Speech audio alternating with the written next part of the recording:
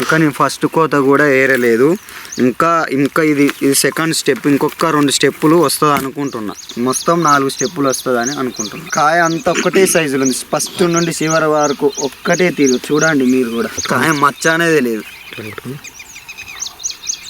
మీరు వారానికి ఒకసారి ఫోన్ చేసి సత్విక్ సీడ్స్ వారి ఫోన్ చేసి ఏం మందు కొట్టాలి, ఏం కథ, మీ తోట ఎలా ఉన్నది ఫోటోలు పెట్టండి. ఎప్పటికప్పటికి అప్డేట్ తీసుకొని రైతు యొక్క సమాచారం మీ తోట ఫోటోలు పెట్టండి. మీకు చూసి చెప్తాం ఏం మందు కొట్టాలి అని వాట్సాప్ పెట్టుడు. ఇది బాగున్నది. ఈ తెగుళ్లకు అన్నిటికీ తట్టుకున్నది అన్న.